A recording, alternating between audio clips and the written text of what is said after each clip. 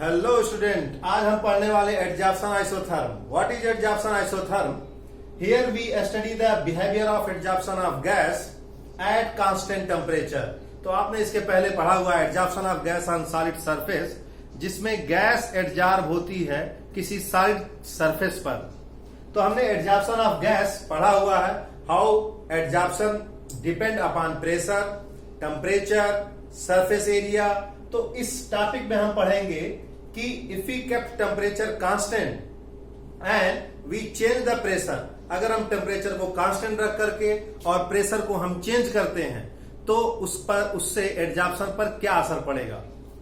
तो इस adsorption isotherm में जो टॉपिक हम लोग डिस्कस करने वाले हैं वो है सबसे पहला topic Freundlich adsorption isotherm.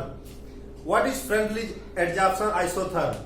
This Freundlich adsorption isotherm is given by Freundlich in 1909, and this is an empirical relation between adsorption of a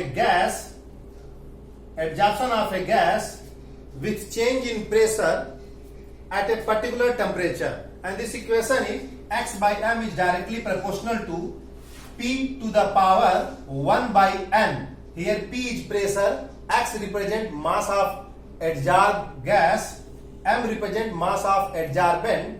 So this x by m represent the rate of adsorption. It represents the rate of adsorption.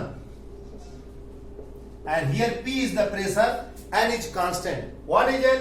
N is a constant and it depends upon nature of adsorbate and the gas at a particular temperature. तो आज हम लोग पढ़ने वाले Freundlich adsorption isotherm, and you know that this is a empirical relation between rate of adsorption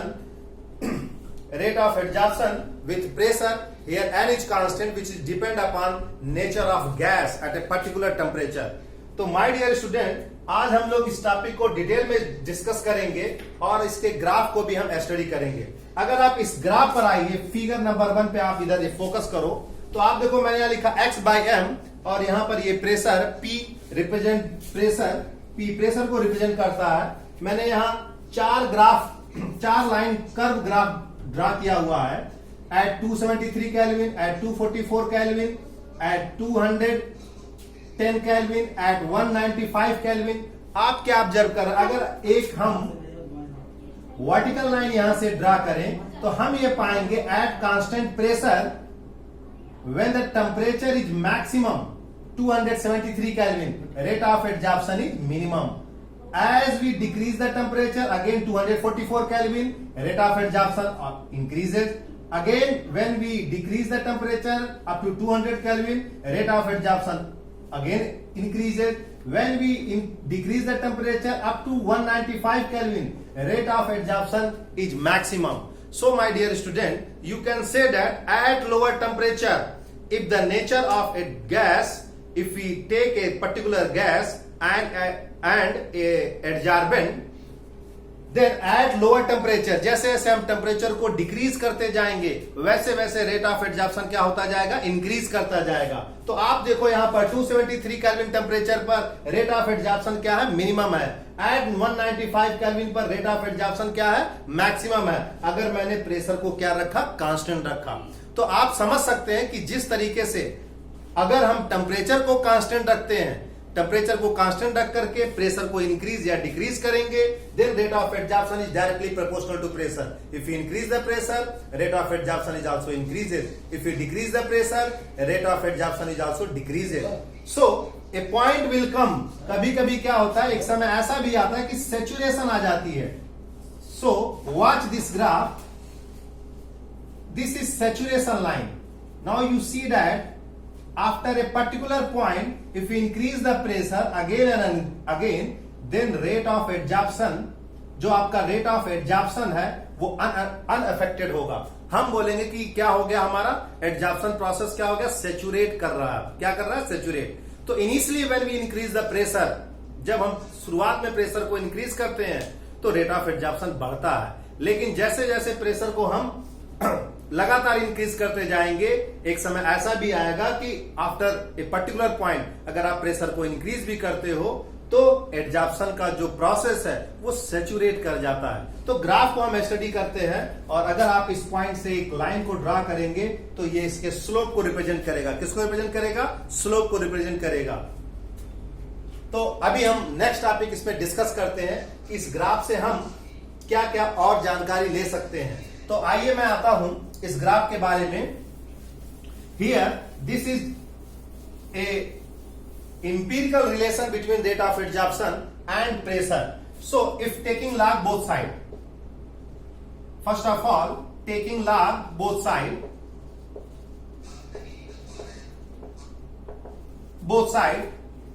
now log x by m is equal to log p to the power 1 by n. Now log x by m is equal to log p to the power 1 by n. इस sign को हटाएंगे, हम एक constant भी लगाएंगे। मैं इसको represent कर रहा हूं पहले। First of all we remove directly proportional the constant x by m is equal to k p to the power 1 by n. Now taking log both side, now taking log both side, we can write it log x by m is equal to log k p to the power 1 by n. Okay student, तो ये हमने log में इसको represent करने की कोशिश की। You know very well that log m into n is equal to log m plus log n. This is A basic mathematics. तो अगर हम इसको यहां पर अप्लाई करेंगे तो यह आएगा log x by m is equal to log k plus log p to the power 1 by n. Now मैं इसको रिमूव कर रहा हूं। Now log x by m is equal to log k plus 1 by n log p. You know that in mathematics we study about the equation of line. Slope को हम निकालने के लिए, स्लोप को प्रेडिक्ट करने के लिए हम एक इक्वेशन पढ़ते हैं y equal to mx plus c. You know that the value of y is dependent upon both factor, this x as well as slope, m slope.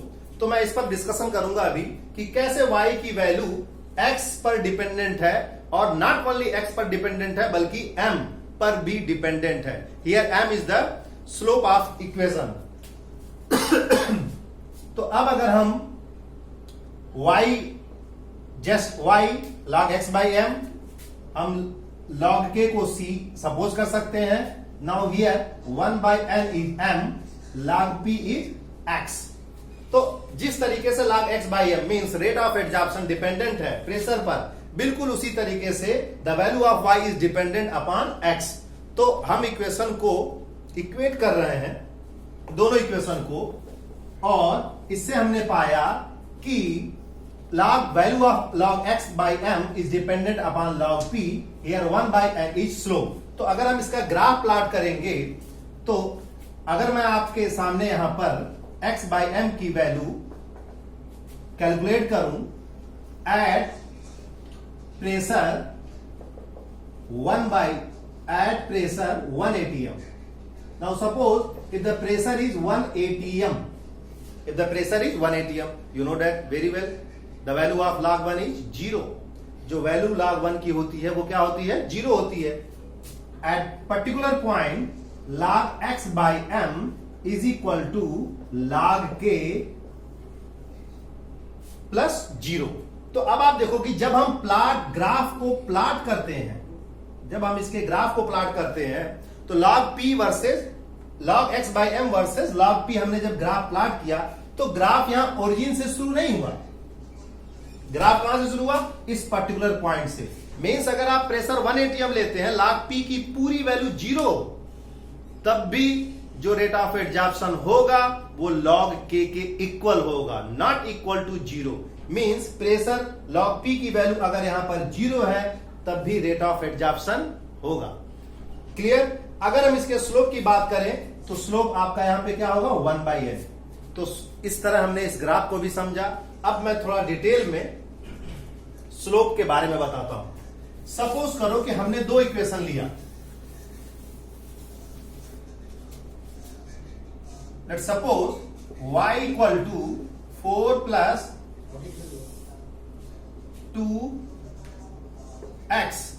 Now this 2y equal to 4 plus 2x, y equal to mx plus c. Now this 4 is c constant, 2 is m slope, x variable है, the value of y dependent upon x and m both. If we increase the value of x, suppose the value of x is equal to 1. अगर हम value x की value 1 लेते हैं तो इस equation में y की वैल्यू क्या आएगी 6 आएगी। अगर हम x की वैल्यू 2 लेते हैं इन इक्वेशन नंबर फर्स्ट तो y की वैल्यू क्या आएगी 8 आएगी। इसी तरीके से अगर हम x की वैल्यू अब हम डिक्रीज करते हैं, x की वैल्यू मैं 0 ले रहा हूं, the value of x is equal to 0, तो y की वैल्यू 4 आएगी। तो हमने क्या देखा कि जब हम x की, चूंकि स्लोप पॉजिटिव है, तो जब हम x की वैल्यू इंक्रीज कर रहे हैं तो y की वैल्यू इंक्रीज हो रही है, लेकिन जब हम x की वैल्यू डिक्रीज कर रहे हैं तो y की वैल्यू क्या हो रही है डिक्रीज हो रही है। लेकिन अगर हम दूसरे इक्वेशन में आते हैं और मैंने इस इक्वेशन को लिखा y equal to 4 minus 2x। Now the slope of this equation, now the slope of this equation is -2 and 4 is constant, 4 is constant. तो अब हम क्या देखते हैं कि अगर हम x की वैल्यू इंक्रीज करेंगे, now first of all suppose the value of x is equal to 0, then value of y in equation number first, in equation number second, sorry, in equation number second, if the value of x is 0 then y is 4, if the value of x is equal to 1, y equal to 2. If the value of x equal to 2, then y equal to 0. तो अब आप क्या देख रहे हैं कि जैसे जैसे हम x की वैल्यू बढ़ा रहे हैं वैसे वैसे y की वैल्यू घट रही है। क्यों? क्योंकि स्लोप आपका क्या है नेगेटिव है। तो स्लोप मैटर करता है और स्लोप को हम स्टडी भी कर सकते हैं अलग से। तो इसलिए माय डियर स्टूडेंट मैंने ये आपको ये बताया कि यहां पर log k means log x by m कभी भी 0 पर इंटरसेप्ट नहीं करेगा, 0 से नहीं स्टार्ट होगा, ये हमेशा log k के इक्वल ही होगा, because the equation is log x by m is equal to log k plus 1 by n and log p. So if p, the value of log p is 0, then log x by m is equal to log k.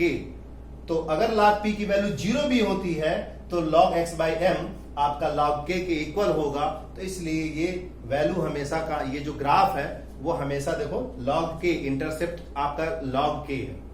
Clear है? तो 0 से intercept अगर आप करके बनाते हो तो ये गलत होगा, ये ओरिजिन से स्टार्ट नहीं होगा। ये log k means log p की पूरी वैल्यू अगर हम 0 लेते हैं तब भी rate of adsorption means log x by m की वैल्यू log k पर डिपेंडेंट होगी। Okay student, any doubt?